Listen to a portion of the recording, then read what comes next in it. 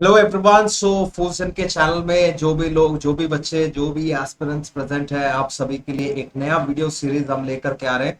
So guys, as all the exams are nearby, सारे competitive exams after class 12 लाइक whether it is law entrances like CLAT, ALET, MSCT हो, hotel management entrances हो like NCHMCT सबसे important entrance exam, then एक newest entry in exams की series में हुई है, that is CUET, that is an entry exam for all the major central universities like DU है, Assam university, इन सभी central universities के लिए एक नया एग्जाम लॉन्च हुआ है CUET।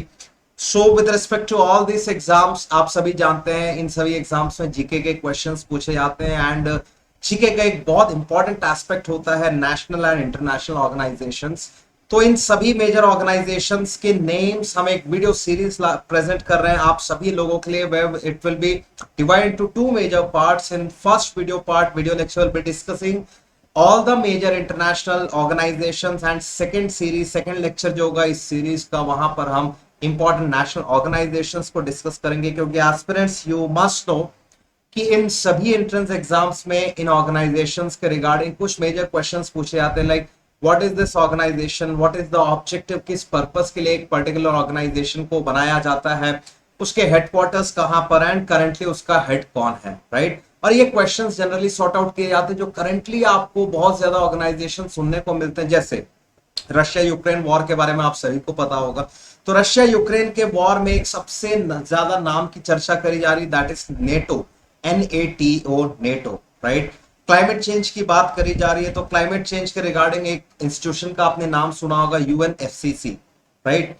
क्योंकि दो मेजर कंट्रीज के बीच वॉर हो रही है, बाकी के कंट्रीज रशिया पे सैंक्शंस लगा रहे हैं, तो यहाँ पे इंटरनेशनल क्रिमिनल लॉस काफी ज्यादा एक्शन में आ रहे हैं। तो आप एक और इंस्टीट्यूशन का नाम सुनेंगे, international court of justice, that is ICJ, ठीक है। सो इसी तरह के सारे major international as well as national organisations के नेम्स, उनका पर्पस, उनके हेडक्वार्टर्स और उनके हेड, इन चीजों को हम इस वीडियो सीरीज में डिस्कस करेंगे। So in number one, first video lecture, इस वीडियो में हम डिस्कस करेंगे इंटरनेशनल ऑर्गेनाइजेशंस को एंड सीरीज के सेकंड लेक्चर में हम नेशनल ऑर्गेनाइजेशंस को डिस्कस करेंगे। सो गाइस, जिन लोगों ने अभी तक इस वीडियो को, हमारे चैनल को सब्सक्राइब नहीं किया है, do smash that button and आपके जितने भी फ्रेंड्स इन एग्जाम्स के प्रिपरेशन कर रहे हैं, हम उन सभी के साथ इस वीडियो को जरूर शेयर करिए। चलिए let's get started.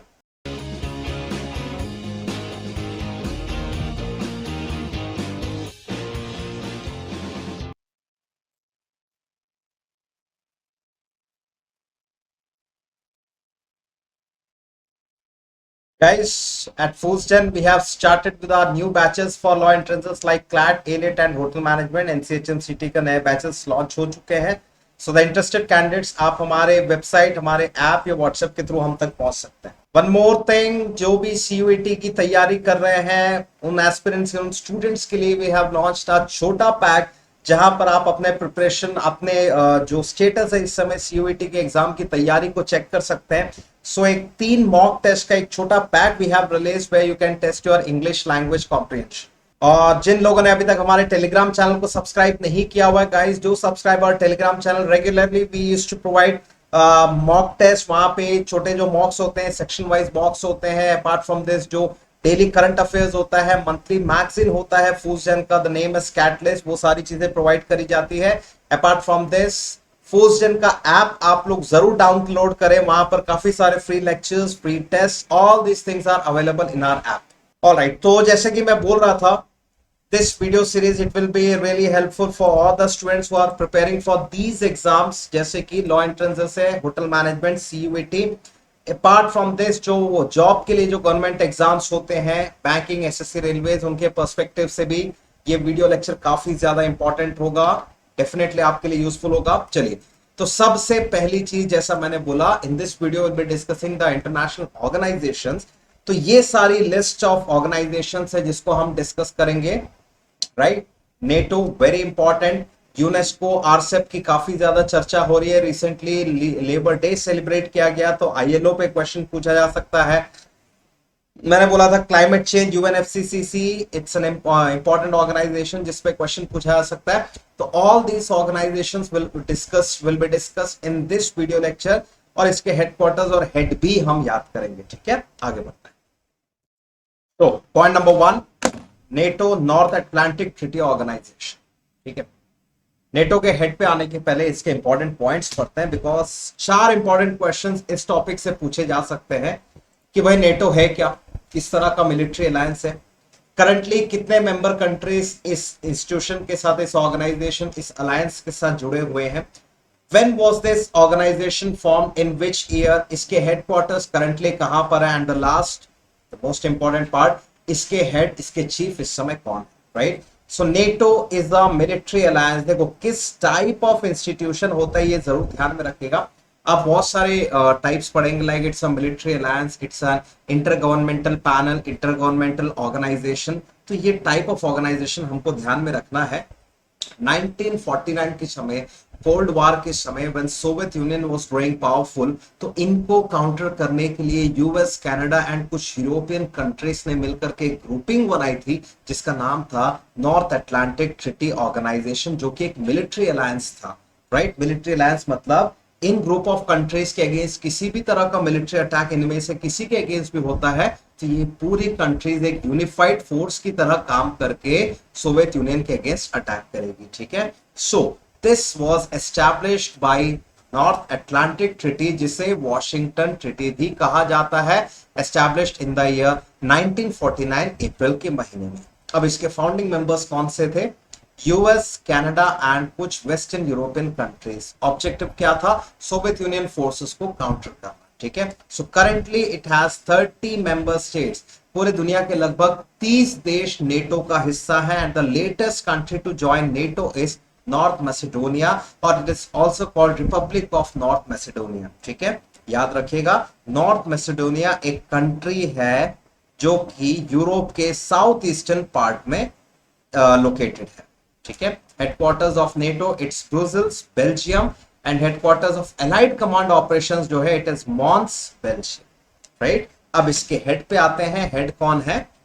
So the head of the NATO, current head of the NATO is mister Jens Stoltenberg. Head मतलब इसके जो हेड है उनको पोर्टफोलियो मिला हुआ है सेक्रेटरी जनरल का।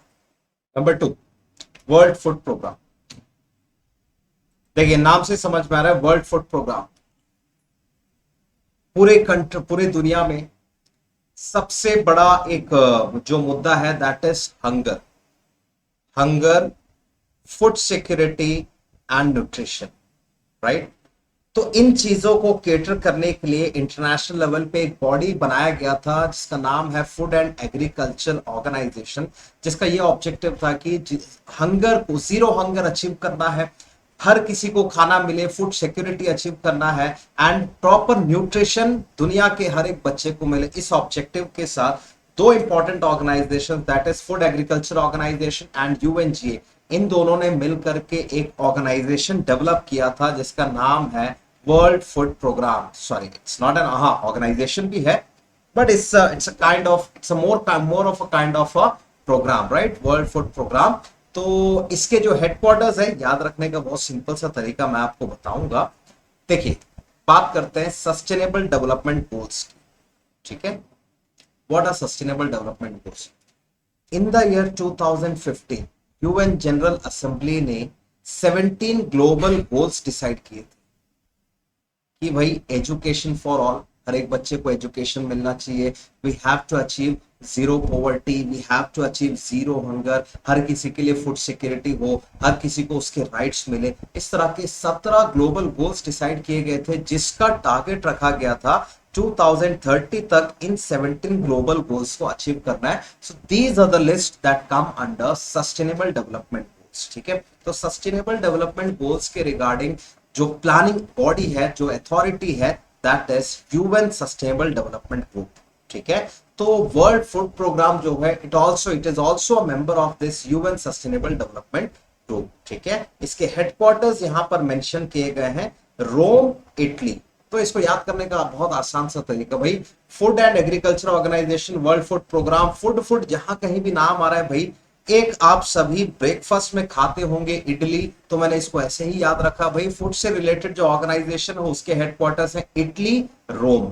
ठीक है, अब समझते हैं कि किस टाइप का ऑर्गेनाइजेशन है ये। It is an inter governmental organisation, जो कि रेगुलेटरी बॉडी और एडवाइजरी बोर्ड भी है। रेगुलेटरी बॉडी मतलब फूड के रिगार्डिंग जो भी कंट्रीज, जो भी गवर्नमेंट पॉलिसीज बनाती है, जो नेशनल लेवल पे, इंटरनेशनल लेवल पे पॉलिसीज बनाती है, उसको ये रेगुलेट करते हैं और उनको एडवाइस भी प्रोवाइड करते हैं। राइट, सारे इंपॉर्टेंट कॉन्सेप्ट फैक्ट्स हमने देख लिए। अब इसके हेड कौन है? So the head of World food Programme is mister David Beasley. Number three, UNESCO. That stands for United Nations Educational, Scientific and Cultural Organization. United Nations Educational, Scientific and Cultural Organization तो एक ऐसी international body which is one of the principal organs of our United Nations. एक ऐसी body जिनका objective ये है कि globally piece achieve किया जाए और 3 एरियाज पे कंट्रीज एक दूसरे को कोऑपरेट करते हुए काम करें, एंड वो 3 एरियाज होंगे एजुकेशन, साइंस एंड कल्चर। ठीक है, headquartered eight Paris. UNESCO was founded in the year 1945। अभी मैंने सस्टेनेबल डेवलपमेंट गोल्स की बात करी थी, 17 ग्लोबल गोल्स की बात करी थी, जिसमें से एक ग्लोबल गोल है to lead the global education 2030 agenda. Sustainable development goal के 17 गोल में से नंबर 4th गोल है एजुकेशन से रिलेटेड। सो एक फ्रेमवर्क बनाया गया, एजुकेशन 2030 फ्रेमवर्क फॉर एक्शन, जिसका एजेंडा ये है कि 2030 तक हर किसी का, हर एक बच्चा एजुकेटेड हो। ठीक है, सो यूनेस्को के मेजर फैक्ट्स हमने देख लिए। Now head of the UNESCO, the director general of UNESCO is Audrey Azoulay. Regional comprehensive economic partnership important है, समझेगा, नाम से समझ में आ रहा है। RCEP stands for regional comprehensive economic partnership. It's a kind of economic partnership. आपने कुछ कंट्रीज का, कुछ साउथ ईस्ट एशियन कंट्रीज का नाम सुना होगा, लाइक कंबोडिया, ब्रूनेई, चाइना। ऐसे लगभग लगभग 16 कंट्रीज, 16 कंट्रीज 2011 से एक तरह के पार्टनरशिप की बात कर रहे हैं, जिसमें 16 कंट्रीज फ्रॉम एशियान एंड उनके फ्री ट्रेड अग्रीमेंट पार्टनर्स एक तरह की पार्टनरशिप की बात कर रहे हैं कि भाई ये जो 16 कंट्रीज है, इनके बीच जो गुड्स है, जो भी एक दूसरे के यहाँ बनाते हो, जो खुद प्रोड्यूस करते हो, वो एक दूसरे के मार्केट्स में फ्लो किया जाए। ठीक है, तो सबसे पहली बार आरसेप के आइडिया को 2012 के एशियन समिट में इंट्रोड्यूस किया गया था, and the objective was simple कि भाई गुड्स एंड सर्विसेज में फ्री ट्रेड अग्रीमेंट किया जाए और एक दूसरे के प्रोडक्ट्स को अलाउ किया जाए अपने अपने कंट्री में, अपने मार्केट में फ्लो करने के लिए। ठीक है, एंड इस समिट को, इस पार्टनरशिप को सबसे ज्यादा पुश कर रहा है बीजिंग, दैट इज चाइना। ठीक है, नाउ अब एक क्वेश्चन पूछा जा सकता है कि क्या इंडिया आरसेप का हिस्सा है? इंडिया ने अगर आरसेप से बैकआउट किया, what was the biggest reason? देखिए, अभी मैंने बोला एक बार अगर आप फ्री ट्रेड अग्रीमेंट साइन करते हैं किसी कंट्री के साथ या ग्रुप ऑफ कंट्रीज के साथ, तो आपके कंट्री के प्रोडक्ट्स दूसरे कंट्री में फ्लो करेंगे, दूसरे कंट्री के प्रोडक्ट्स आपके कंट्री में फ्लो करेंगे। राइट, इसमें किसी भी तरह का ट्रेड बैरियर, टैरिफ जैसा कुछ भी नहीं लगा सकते। राइट, 2019 में इंडिया ने बोला कि भाई we are backing out from this concept of RCEP because हमको डर है कि जैसे ही आरसेप को हम साइन करेंगे तो चाइना का मार्केट, चाइना का मैन्युफैक्चरिंग मार्केट हो, चाहे एग्रीकल्चरल मार्केट हो, वो इतना बड़ा है कि अगर ये प्रोडक्ट्स इंडिया में फ्लोट करना स्टार्ट कर दिए तो इंडियन फार्मर्स इनको कम्पीट नहीं कर पाएंगे, जो अल्टीमेटली हमारे लिए बहुत ज्यादा डिसएडवांटेजेस हो सकता है। राइट, तो that was the biggest reason India का आरसेप से बैकआउट करने का। ठीक है, अब इसका बेसिक देखते हैं। जैसे कि मैंने बोला, आरसेप को नेगोशिएट किया जा रहा है सिंस 2012 किन के बीच में? एशियन और उसके फ्री ट्रेड मेंबर पार्टनर्स के बीच, और इंडिया ने 2019 में एशियन +3 समिट में आरसेप से बैकआउट कर दिया। अच्छा, एक पॉइंट और बता दूं गाइस, इन इंटरनेशनल ऑर्गेनाइजेशंस के लिए मैं फोटोज उनके हेड के इसलिए मेंशन कर रहा हूं क्योंकि आप हमेशा ध्यान में रखिएगा, whenever you see a photo of someone, some person, तो आप ज्यादा लंबे समय तक उसको रिटेन कर पाएंगे। ठीक है, आगे बढ़ते हैं। So the next organisation is UNICEF, and UNICEF stands for United Nations children fund. तो इसकी कहानी इंटरेस्टिंग है। आप सभी को पता होगा वर्ल्ड वॉर 2 जो था वो 1939 से 1945 तक चला। 1945 में जो वर्ल्ड वॉर से पीड़ित जो बच्चे थे, उनको रिहैबिलिटेट करने के लिए, उनके डेवलपमेंट के लिए एक बॉडी बनाई गई थी जिसका नाम था international children's emergency fund ICEF, जिसे बनाया था यूएन रिलीफ रिहैबिलिटेशन एडमिनिस्ट्रेशन ने। क्यों? ताकि वर्ल्ड वॉर 2 से पीड़ित बच्चों को रिहैब किया जाए। ठीक है, फिर फाइनली इसे क्रिएट किया गया यूनिसेफ इन द ईयर 1946, जिसका ऑब्जेक्टिव ये है चिल्ड्रन के रिगार्डिंग, बच्चों के हेल्थ इंप्रूव करना, बच्चों के न्यूट्रिशन के लिए, उनके एजुकेशन और जनरल वेलफेयर पे काम करने के लिए इस बॉडी को बनाया गया था। So this body is guided by this convention. ये बहुत इंपॉर्टेंट फैक्ट है, ध्यान में रखिएगा। यूनिसेफ जो है इस कन्वेंशन से गाइडेड है, इस कन्वेंशन पर काम करता है। Name of the convention is convention on the rights of the child 1989 and UNICEF is headquartered in New York city, USA। और यूनिसेफ के हेड हैं, एग्जीक्यूटिव डायरेक्टर हैं कैथरीन एम रसल। ठीक है, वंस अगेन फोटोज मैं इसलिए डालता हूं ताकि आप पिक देख करके इनका नाम ध्यान में रखें।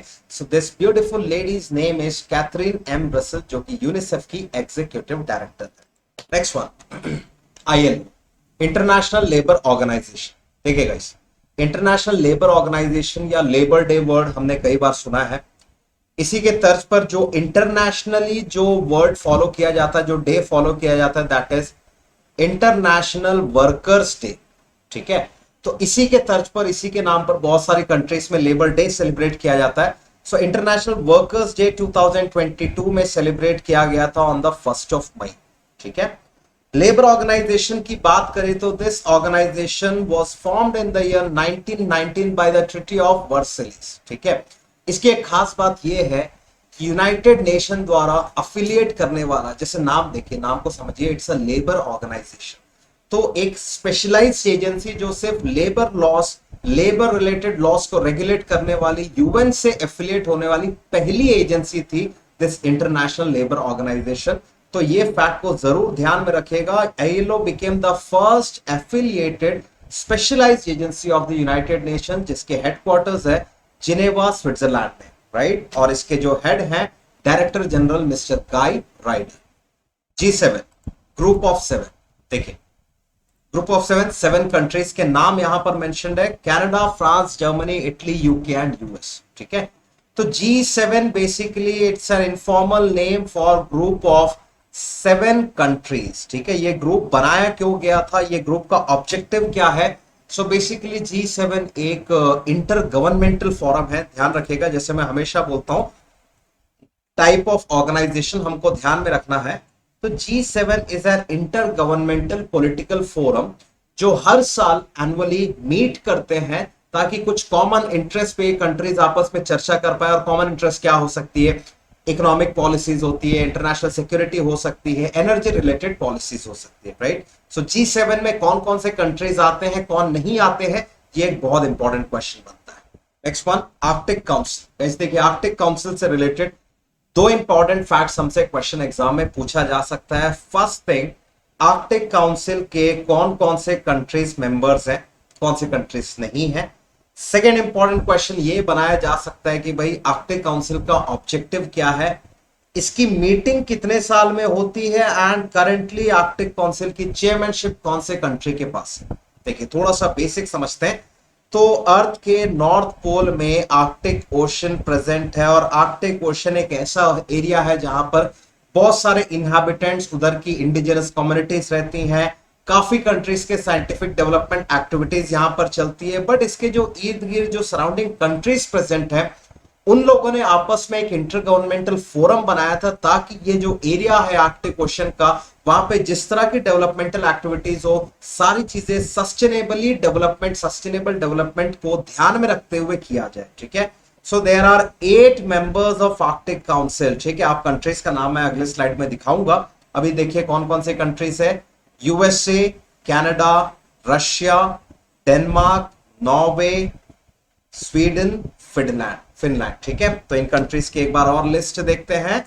तो आर्कटिक काउंसिल में 8 कंट्रीज आते हैं। The countries are Canada, Denmark, Finland, Iceland, Norway, Russia, Sweden and USA. These are the 8 members of the Arctic Council, right? Arctic council बनाया किस डिक्लेरेशन के द्वारा गया था? So it's a very important fact. Ottawa Declaration gave way to the formation of Arctic Council. Please keep in mind this declaration.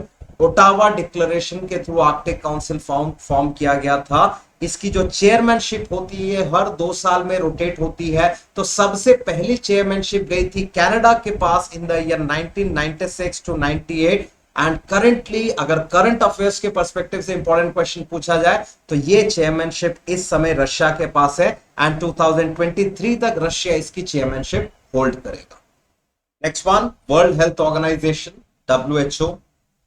और ये नाम जब से कोविड-19 पैंडेमिक आया है तब से ये नाम और इस आदमी का चेहरा आप लोग कभी नहीं भूल सकते। जब जब ये आदमी टीवी पे न्यूज चैनल में आता था सभी हम लोग घबरा जाते थे कि भाई कोविड पैंडेमिक को लेकर के पता नहीं अब ये कौन सा नया स्टेटमेंट देंगे, इसके डेंजर के बारे में बताएंगे। ठीक है, anyway so WHO stands for world health organisation की, यूएन की एक और स्पेशलाइज्ड एजेंसी जो कि एफिलिएटेड था हेल्थ रिलेटेड काम को करने के लिए पूरी दुनिया में। ठीक है, तो पूरी दुनिया के जो भी गवर्नमेंट्स हैं उनके बीच का एक इंटर गवर्नमेंटल ऑर्गेनाइजेशन है WHO। इंटर गवर्नमेंटल ऑर्गेनाइजेशन कहने का मतलब पूरे दुनिया के जो भी उनके हेल्थ रिलेटेड गवर्नमेंट ऑर्गेनाइजेशंस हैं वो WHO के साथ कोऑर्डिनेशन में मिलकर के हेल्थ रिलेटेड पॉलिसीज को इंप्लीमेंट करते हैं और जहां भी जिस तरह की पॉलिसी बनाने की जरूरत है उसमें WHO एडवाइस भी करता है। So this agency was founded in the year 1948 जिसके हेडक्वार्टर्स है जिनेवा स्विट्जरलैंड में, राइट। तो WHO का जो कामकाज है ये चालू हुआ था अप्रैल 7, 1948 को और उसके बाद से अप्रैल 7 को डिक्लेयर कर दिया गया वर्ल्ड हेल्थ डे। ठीक है, and the head is WHO के हेड है मिस्टर टेड्रस एडनम। रिसेंटली आप लोगों ने सुना होगा ग्लोबल ट्रेडिशनल मेडिसिन के लिए इंडिया के गुजरात में गांधीनगर में एक बड़ा कन्वेंशन सेंटर खोला जा रहा है। तो पीएम जब उसको इनॉग्रेट कर रहे थे यहां पर भी ये पर्सन प्रेजेंट थे, राइट। आगे एशिया इंफ्रास्ट्रक्चर इन्वेस्टमेंट बैंक। देखिए गाइस बहुत बार आप लोग करंट अफेयर्स न्यूज वगैरह रीड करते होंगे, उसमें एक टाइप ऑफ न्यूज आता है लाइक गवर्नमेंट ऑफ इंडिया ने बेंगलुरु मेट्रो के लिए एशियन इंफ्रास्ट्रक्चर इन्वेस्टमेंट बैंक से एक MOU साइन किया हुआ that this bank will provide a loan amount of this and this. Government of India ने, स्टेट गवर्नमेंट ऑफ गुजरात ने, AIIB ने मिलकर के एक बॉन्ड साइन किया है, एक पैक्ट साइन किया है जहां पर AIIB इतने अमाउंट का लोन प्रोवाइड करेगा वहां पे कुछ इंफ्रास्ट्रक्चर डेवलपमेंट के लिए, राइट। तो ये जितने तरह के भी न्यूज होते हैं इसमें एक पॉइंट जरूर ध्यान में रखिएगा, whether it is government of India या कौन से स्टेट गवर्नमेंट है ये मिल करके कौन से काम के लिए कितने अमाउंट का लोन दे रही है, बिकॉज ये फैक्ट आपके एग्जाम के पर्सपेक्टिव से it's very important, right. So AIIB stands for Asian infrastructure investment bank. So as the name suggest Asian infrastructure related जो भी एक्टिविटीज है, जो भी नई पॉलिसीज लाई जाती है उस इन्वेस्टमेंट उस तरह के काम को कंप्लीट करने के लिए जिस तरह की भी फाइनेंशियल क्या बोलना चाहिए सपोर्ट की जरूरत होगी that is provided by this AIIB and it's headquartered is in Beijing. इसने अपना ऑपरेशन स्टार्ट किया था in the year 2016, right. Currently अगर बात किया जाए तो पूरे दुनिया के लगभग 105 कंट्रीज इस ऑर्गेनाइजेशन के मेंबर है and the president is mister Jin Liqun. Next one, WTO world trade organisation. WTO का नाम सुनते ही कुछ पॉइंट्स आप जरूर ध्यान में रखिएगा, मैं यहां पर बहुत डिटेल में नहीं जाऊंगा बट आपके एग्जाम के लिए बहुत ज्यादा इंपॉर्टेंट है। एक टर्म होता है GATT general agreement on trades and tariffs. एक आप वर्ड सुनेंगे Bretton Woods conference that gave birth to 2 major organisations, they are IMF and world bank. ठीक है, तो पोस्ट वर्ल्ड वॉर 2 पूरी दुनिया के कंट्रीज ने आपस में ट्रेड करने के लिए एक तरह के अग्रीमेंट को साइन किया था, उसके पॉइंट्स को रेटिफाई किया था एंड उस अग्रीमेंट का नाम था GATT which stands for general agreement on tariffs and trade. Sorry मैंने ट्रेड एंड टैरिफ बोल दिया, general agreement on tariffs and trade. ठीक है, तो इस एग्रीमेंट के थ्रू कंट्रीज ने बोला कि भाई आपस में जो भी बिजनेस करना है उसका क्या प्रोसीजर होगा, किस तरह का ट्रेड फॉर्मूला फॉलो किया जाएगा, टैरिफ्स कैसा चार्ज किया जाएगा, ये एग्रीमेंट साइन किया गया था in the conference of Bretton Woods conference and this took place in the year 1944। और इस कॉन्फ्रेंस के थ्रू 2 मेजर ऑर्गेनाइजेशंस का जन्म हुआ था and they are IMF and world bank. तो ये दोनों पॉइंट्स बिल्कुल ध्यान में रखिएगा। नेक्स्ट इंपॉर्टेंट फैक्ट ये है कि करंटली वर्ल्ड ट्रेड ऑर्गेनाइजेशन के कितने मेंबर कंट्रीज हैं, देयर आर 164 मेंबर्स जो WTO का हिस्सा है, WTO के मेंबर हैं। ठीक है, एंड द लास्ट फैक्ट जो कि इस टॉपिक से इंपॉर्टेंट है, the head of WTO is Miss Ngozi Okonjo। ठीक है, और इसके हेडक्वार्टर्स है Geneva, Switzerland. United Nations framework on climate change, convention on climate change, ठीक है। So it's a framework convention, human intervention जो क्लाइमेट को लेकर के चल रहा है। इसे बहुत समय से बोला जा रहा है कि it's a dangerous human intervention जो क्लाइमेट चेंज को बहुत हद तक खराब कर सकता है। तो इसको मिटिगेट करने के लिए, क्लाइमेट चेंज को रिड्यूस करने के लिए बहुत सारे कंट्रीज का एक साथ कमिटमेंट चाहिए। तो इसको लेकर के कॉन्फ्रेंस कंडक्ट किया गया था यूएनएफसीसी, जो कि सबसे पहली बार हुआ था in the year 1992, which was known as the earth summit और द रियो समिट और द रियो कॉन्फ्रेंस, ठीक है।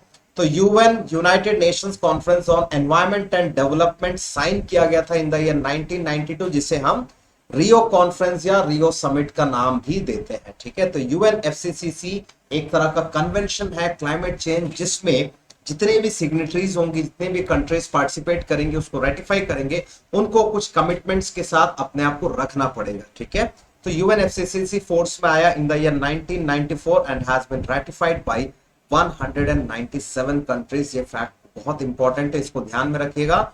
And yes, first world climate conference year mentioned है, आईपीसीसी एस्टैब्लिश किया गया था 1988।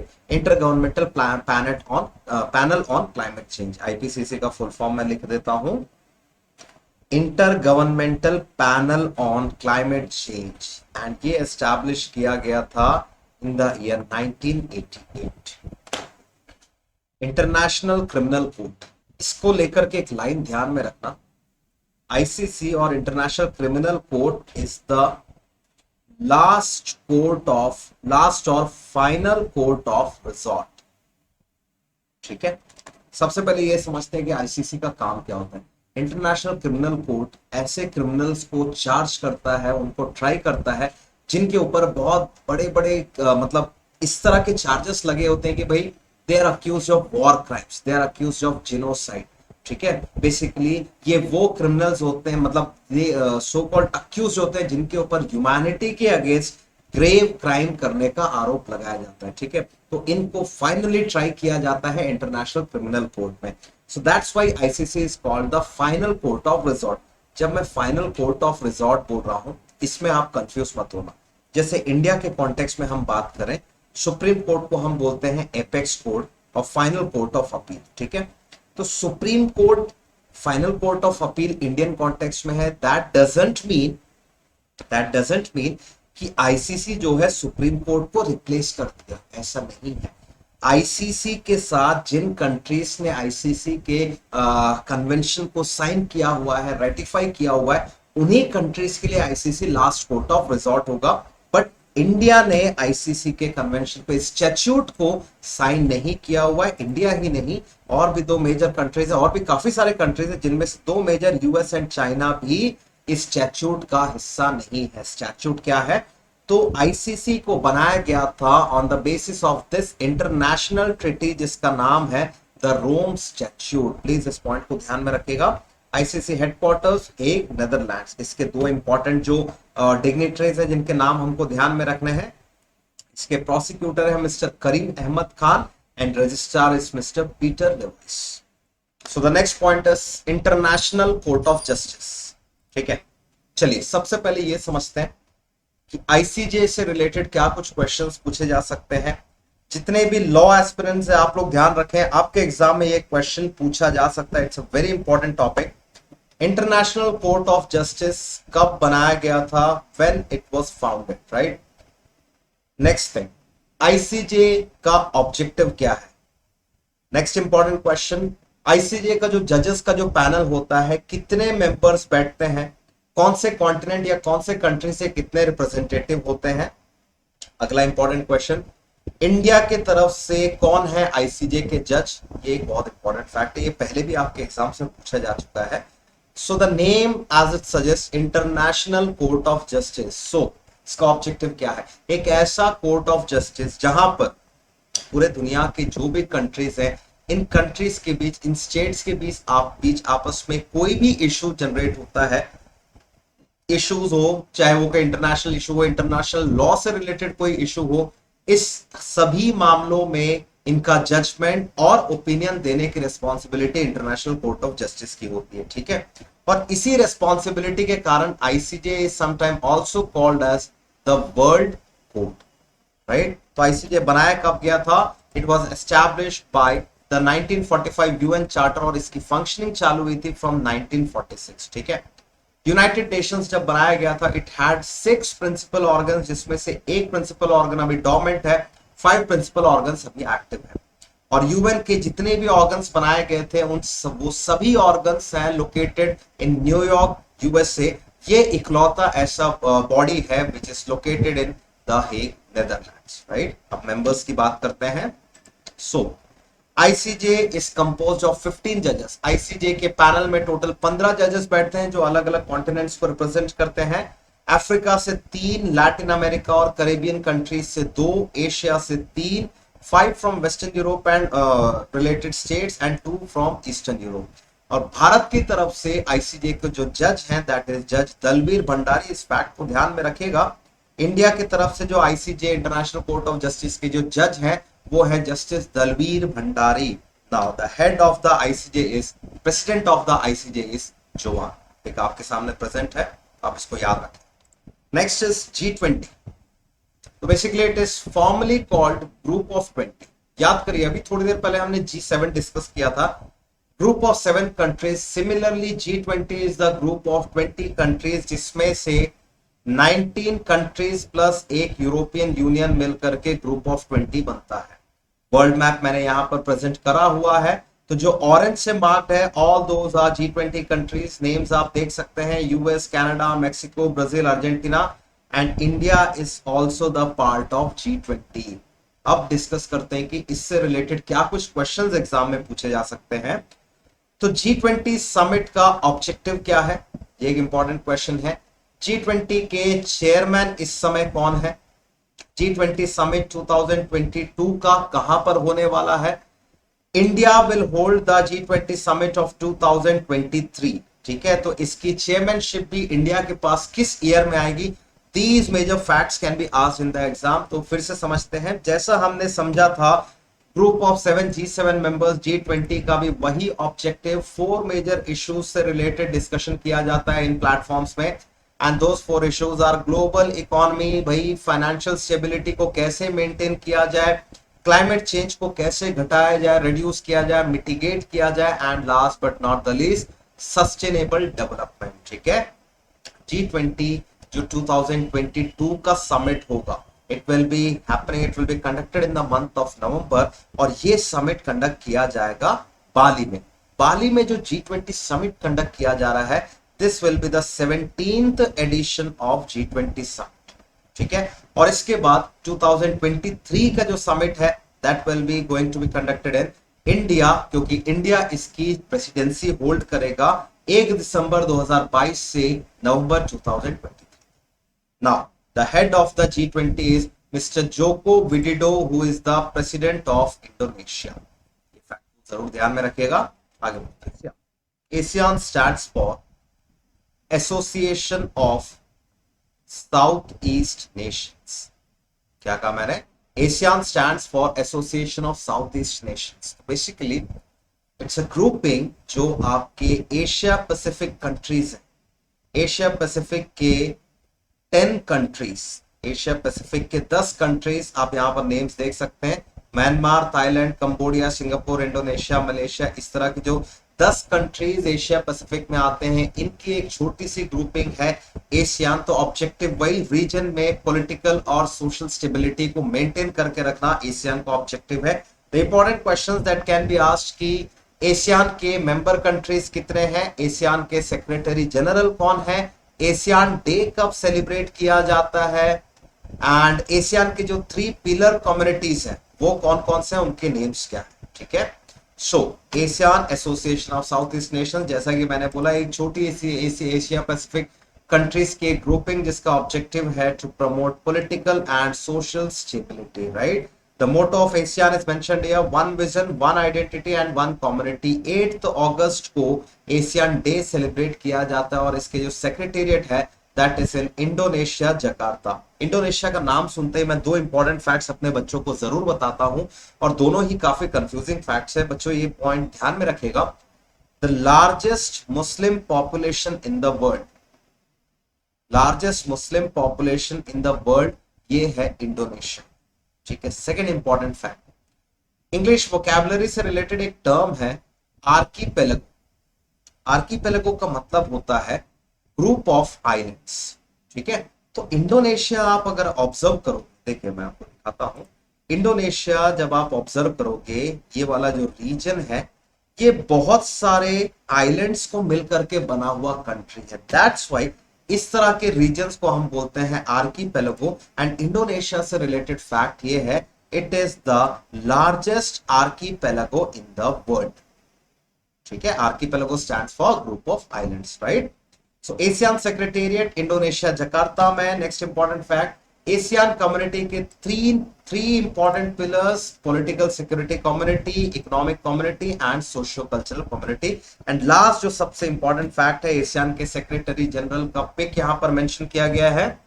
सो the person is Lim Jock Hoi, world intellectual property organisation, ये याद आ गया मुझे।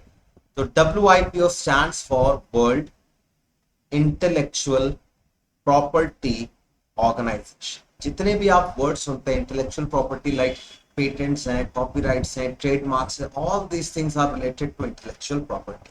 ठीक है, इस पॉइंट में इस स्लाइड में काफी सारे इंपॉर्टेंट फैक्ट्स मैं आपके साथ डिस्कस करूंगा, इसको प्लीज ध्यान में रखिएगा। फर्स्ट ऑफ ऑल, कुछ ऑर्गेनाइजेशंस के हेडक्वार्टर्स कैसे ध्यान में रखें, इसका मैं आपको नेमोनिक बताऊंगा। ठीक है, सेकेंड पॉइंट, यूएन की कितनी स्पेशलाइज्ड एजेंसीज हैं, ये यहां पर अपन डिस्कस करेंगे हम लोग। Point number 3, world intellectual property day कब सेलिब्रेट किया जाता है, इस साल कब सेलिब्रेट किया गया था, इस फैक्ट को भी हम यहां पर डिस्कस करेंगे। ठीक है, so world intellectual property organisation UN की 15 स्पेशलाइज्ड एजेंसीज में से एक है वर्ल्ड इंटेलेक्चुअल प्रॉपर्टी ऑर्गेनाइजेशन, जिसका ऑब्जेक्टिव ये है कि पूरे दुनिया में जिस तरह की भी इंटेलेक्चुअल प्रॉपर्टी आती है, क्रिएट होती है, इनोवेट होती है, इनको ज्यादा से ज्यादा प्रमोट किया जाए और साथ ही साथ प्रोटेक्शन भी प्रोवाइड किया जाए। ये रिस्पॉन्सिबिलिटी होती है WIPO, world intellectual property organisation की। ठीक है, सो इसके हेडक्वार्टर्स है जिनेवा में, एंड हर साल world intellectual property day celebrate किया जाता है ऑन 26 अप्रैल। हेडक्वार्टर्स से एक बहुत इंपॉर्टेंट फैक्ट याद आया मुझे, गाइस ध्यान रखिएगा।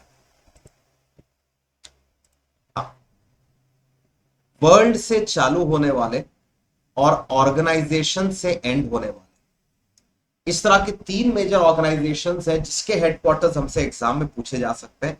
वन इज WIPO, जो अभी हमने देखा, इंटेलेक्चुअल प्रॉपर्टी ऑर्गेनाइजेशन। दूसरा है WTO, वर्ल्ड ट्रेड ऑर्गेनाइजेशन। और तीसरा है WHO। तो वर्ल्ड से चालू हो रहा है, ऑर्गेनाइजेशन से एंड हो रहा है। इन ऑर्गेनाइजेशंस के जो हेडक्वार्टर्स है, इन सभी के है जेनेवा, स्विट्जरलैंड। ठीक है, इस नेमोनिक को जरूर अपने पास नोट करके रखिएगा। And world intellectual property day is celebrated on 26 April. Bay of Bengal initiative for multi sectoral technical and economic cooperation. देखिए नाम से समझ में आ रहा है, bay of Bengal initiative for multi sectoral technical and economic cooperation. So देखिए यहां पर कौन कौन सी कंट्रीज इंक्लूडेड है, दीज आर द 7 कंट्रीज जो बे ऑफ बंगाल इनिशिएटिव का हिस्सा है। बांग्लादेश, भूटान, इंडिया, नेपाल, और ये वो कंट्रीज है जिन्हें बाद में ऐड किए गए थे, श्रीलंका भी पहले से था। तो बिम्स्टेक का ऑब्जेक्टिव ये है, ये 7 कंट्रीज जो आप देख पा रहे हैं, they are South Asian and South East Asian countries, right. एक छोटी सी इन कंट्रीज के बीच की ग्रुपिंग, जिनका 2 मेजर ऑब्जेक्टिव है, to work on technical as well as economic cooperation, right? तो इन कंट्रीज ने मिल करके इस कॉपरेशन के प्लेटफॉर्म के थ्रू 16 सेक्टर्स को आइडेंटिफाई किया है कि भाई इन सेक्टर्स पे टेक्निकल और इकोनॉमिक कॉपरेशन हमको करना चाहिए। सेक्टर्स की लिस्ट बहुत लंबी है और बहुत कॉमन सेक्टर्स है, जैसे ट्रांसपोर्टेशन है, टूरिज्म है, एनर्जी है, ट्रेड है, आपका टेलीकम्युनिकेशन है। इस तरह के 16 सेक्टर्स को आइडेंटिफाई किया गया है जहां पर ये बिम्स्टेक काम करता है। इंपॉर्टेंट क्वेश्चन ये, बिम्स्टेक को फाउंड कब किया गया था, इसके हेडक्वार्टर्स कहां पर हैं, करंटली इसकी चेयरमैनशिप कौन होल्ड कर रहा है, and who is the secretary general. ठीक है, सो BIMSTEC completes 20 years. So basically it was formed in the year 1997, जिसके ओरिजिनली जो मेंबर्स थे वो Bangladesh, India, Sri Lanka and Thailand. बाकी के जो कंट्रीज है म्यांमार, नेपाल एंड भूटान, इन्हें बाद में ऐड किया गया। तो originally BIMSTEC was formed in the year 1997 with the 4 countries and India was also one of the founding members of this technical organisation. ठीक है, सो रिसेंट फैक्ट से अगर हम बात करें तो रिसेंटली बिम्स्टेक का 5th समिट कंडक्ट किया गया था इन कोलंबो, और इसकी जो चेयरमैनशिप है वो भी अभी श्रीलंका के पास है। 2018 से ये चेयरमैनशिप श्रीलंका को मिला हुआ है and secretary general of BIMSTEC is mister Tenzin Lekphell who belongs from Bhutan, right? All right, guys. So here we complete the list of series of important international organizations, उनके headquarters, उनका objective, the type of organization and उसके head. ठीक है, so part 1 complete करने के बाद next एक part बहुत जल्दी ही मैं आप लोग के लिए लेकर के आऊंगा, जिसमें will be discussing all the major national organisations, उनके हेडक्वार्टर्स, उनके हेड और किस ऑब्जेक्टिव से उस नेशनल ऑर्गेनाइजेशन को बनाया गया था। तो अगर वीडियो आपको अच्छा लगा हो, प्लीज सब्सक्राइब आवर चैनल, अपने फ्रेंड्स के साथ भी इस वीडियो को जरूर शेयर करें। Thank you.